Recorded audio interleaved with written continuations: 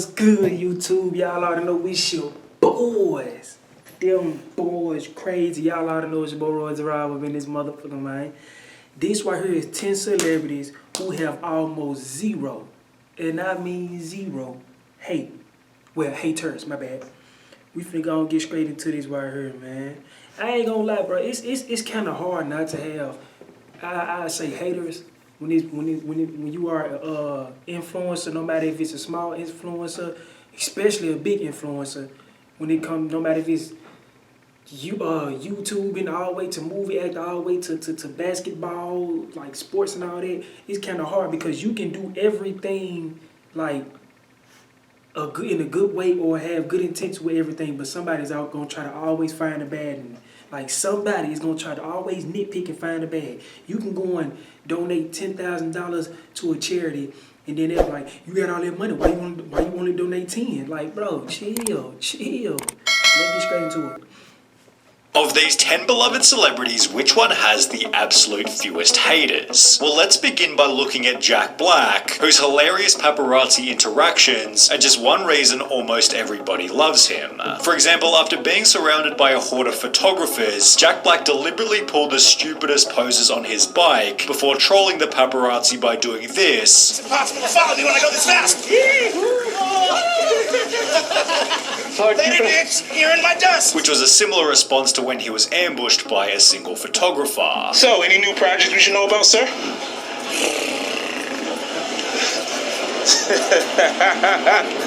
While most celebrities are concerned about keeping a manicured image, Jack Black shows that being an idiot can be just as beneficial, although he's also able to show maturity in the moments where it matters, like when he took the time to sing to a young kid who was a fan of School of Rock. Jack Black, he's just such a lovable guy. How could you not like him? Met him once briefly, he was nice enough. He was really great with his kid. Something about Jack Black just feels so human, but while Jack Black has always been loved by everybody, the now loved John Cena was one. Before we can get to John Cena, and that's what I'm talking about right there. Like, I'm being real. Jack Black has not ever did nothing bad to no paparazzi, ever, from what he just said. And let's be real, y'all. We all are still human. Not saying I would do this, not saying none of y'all would do this.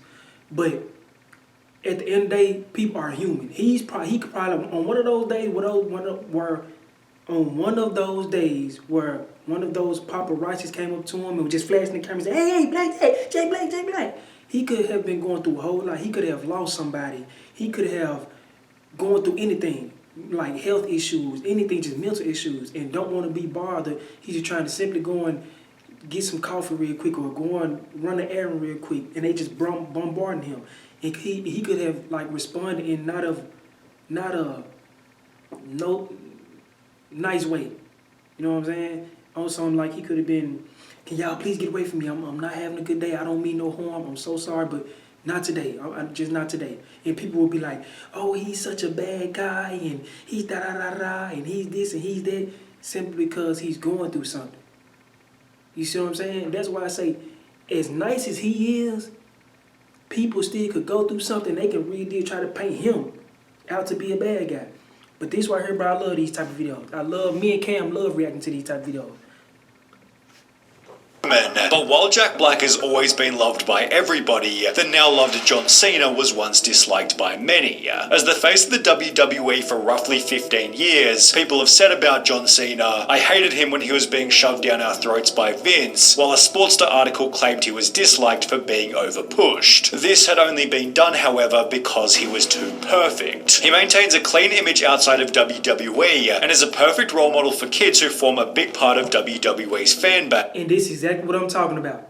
John Cena did nothing at all to the people. Nothing.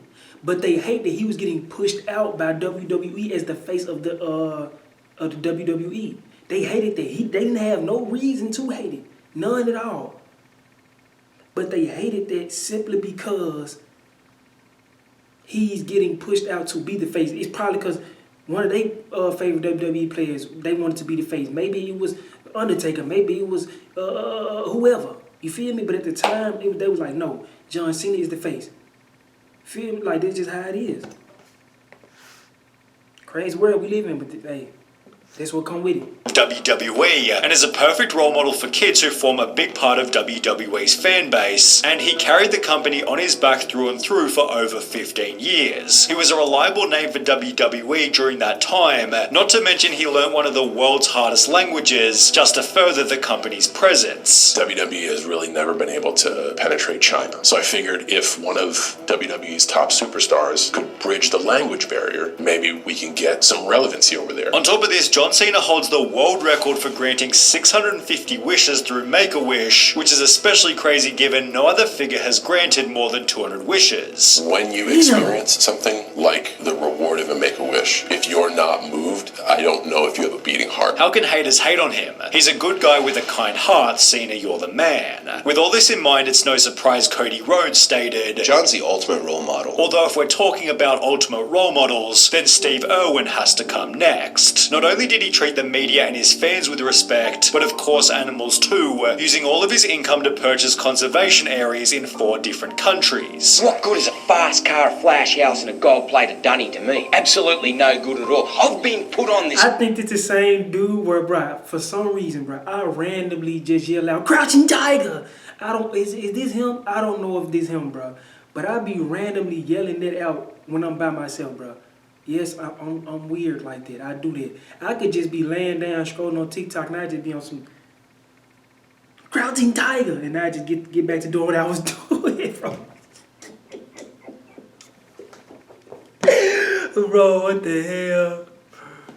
Planet to protect wildlife and absolutely no good at all. I've been put on this planet to protect wildlife and wilderness areas, which in essence is going to help humanity. And you know, money's great. I can't get enough money. And you know what I'm going to do with it? I'm going to buy wilderness areas with it. Every single cent I get goes straight into conservation. And guess what, Charles? I don't give a rip whose money it is, mate. I'll use it and I'll spend it on buying land. When interviewed by The Age in 2003, Steve used the interview to promote the protection of endangered species, and it seems his good nature was continued by the rest of his family. I never met Steve, but met the rest of the family when they were filming on Morton Island. Great bunch, friendly, approachable, so knowledgeable and willing to have a chat. Won us all over and were more than happy to join us for a drink in the evening. Steve Irwin was so kind toward animals that even after being killed by a stingray, fans have stated, I'm still a firm believer that Steve would have been... Oh yeah, he was the one that got killed by the stingray, bro. Oh my goodness.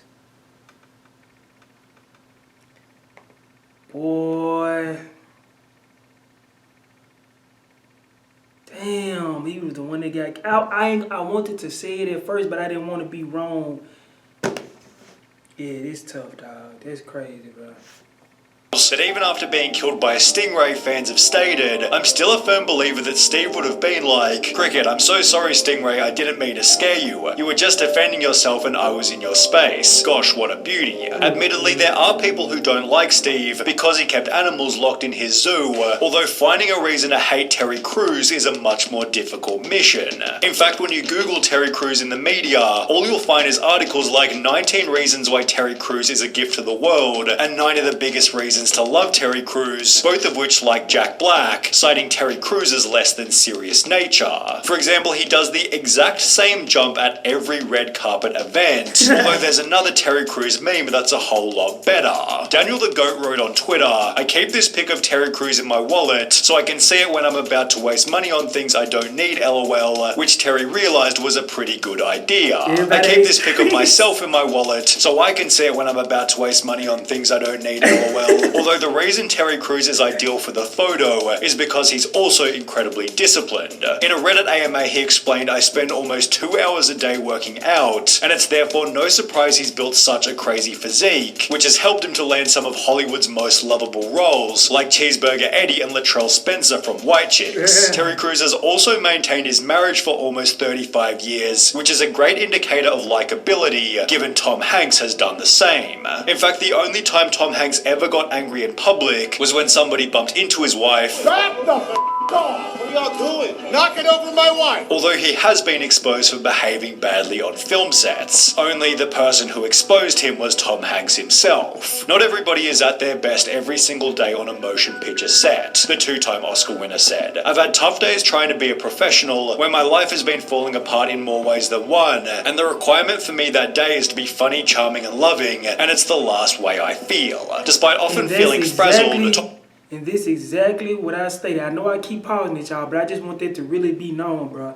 That everybody is not, nobody's perfect. See what I'm saying? Like how when they bumped into his wife, bro, you're going to react like that.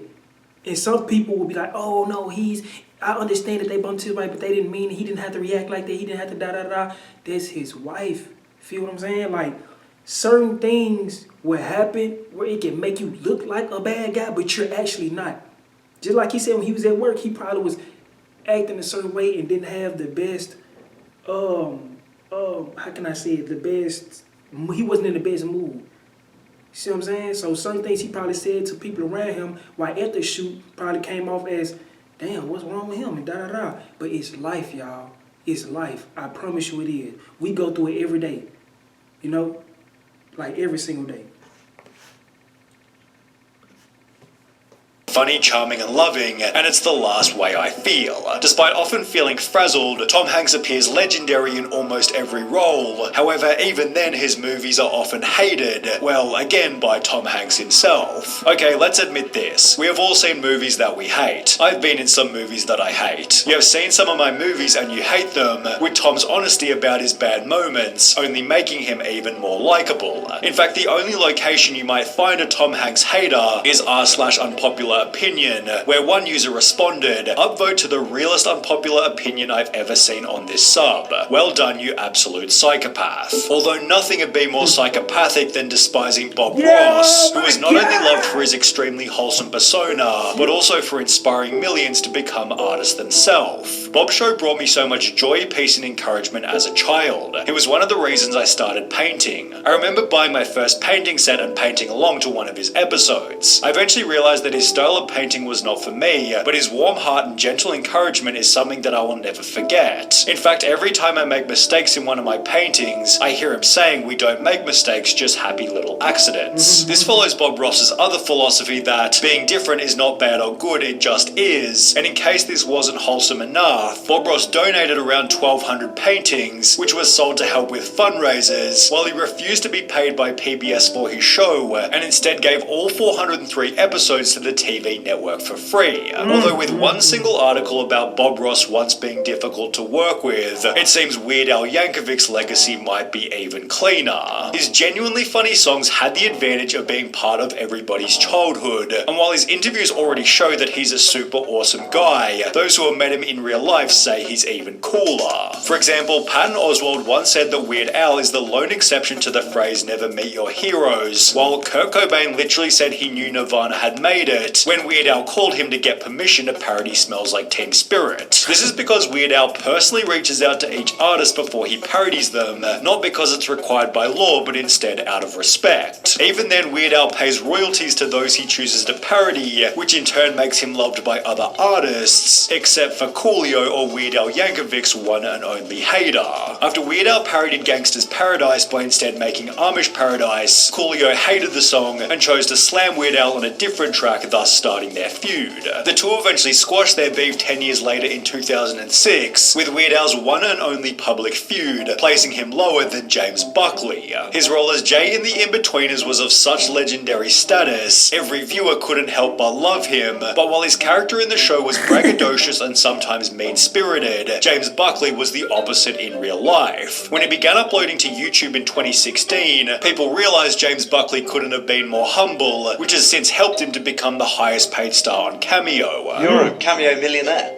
Yeah, I don't want to rip people off. I charge 40 quid, you know, two mates can go in, 20 quid each, their other mate down the pub. The only real disaster in James Buckley's career was the Inbetweeners 10-year reunion, prompting him to tweet feeling pretty hated right now. Although given James Buckley is one of the smaller celebrities on this list, Keanu Reeves has to come next. His lack of haters can be summarized by two simple words: likable vibe. Keanu Reeves is known for being one of the most relaxed, humble, down-to-earth guys in Hollywood, being spotted on subway walkways and park benches, as if he were just another person. On a subreddit dedicated to Keanu Reeves being awesome, the second top post of all time reads, "Actors that nobody hates annual meeting," followed by Keanu sitting beside Tom Hanks. In fact, Keanu Reeves is so loved on Reddit, he overtook Barack Obama to achieve the most upvoted AMA of all time, where he used most of the attention to prop up other actors. This discussion about him being loved only makes others join the train and like him also, although there's one more celebrity who likely has even fewer haters, the one and only Mr. Rogers. His lack of cynics requires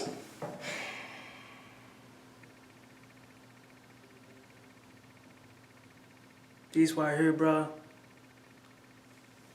Y'all didn't have a real childhood, bro, if you don't know who Mr. Rogers is, bro. Oh my goodness, boy. Every time I used to wake up with my grandma, me and her watch Mr. Rogers, bro, this boy, I've been out here one person say nothing bad about him. I'm talking about not one person. Not one sleep remark. even fewer haters, the one and only Mr. Rogers. His lack of cynics requires little explanation. Fred Rogers was simply unhateable. His demeanor was so kind, calm and caring that when his car was stolen from outside of the network, the thieves returned the car to the exact same spot 2 days later, with a note on the windscreen reading, "If we'd known it was yours, we never would have taken it." Mr. Rogers was the definition of leading by example, as Fred's work for the greater good did not take the form of marching, rallying or picketing. Fred didn't march against Jim Crow, he cast black actors on his program, with his kind nature certainly extending to outside of the show. I actually met him a few times when I was younger. I knew his grandson, and his personality wasn't just some facade he used on camera. He was genuinely one of the nicest people I've ever met. By all accounts, he actually was the kind and gentle man that he appeared to be on TV. In fact, this person thought hating Mr. Rogers was a sign of narcissistic parenting, with his likability being summarized by one single sentence. Mr. Rogers was, and in spirit remains, living proof that it's possible to conquer evil with kindness. Yeah, I ain't gonna lie, bro. I ain't gonna lie. Mr. Rogers, bro, he was the one. He was the one. Out of everybody on this list, bro, he was the one. I remember my grandma used to love his show. And then I was just like, bro, well, you know, what is she watching? What is she watching? She put me on, bro. Me and my grandma used to always watch his show. Always, bro. It's so crazy that you really do have a lot of good people out here, like for real. As much as we go through this world as a whole, go through a lot, and it's a lot of negativity and a lot of stuff going on in the world, you do have a lot of good people in this world. And everybody on this list, especially Mr. Rogers, were all and is good people. But if y'all like this video, give it a thumbs up. If you like the rest, don't forget to subscribe. It's your boy, Crazy, and I'm out.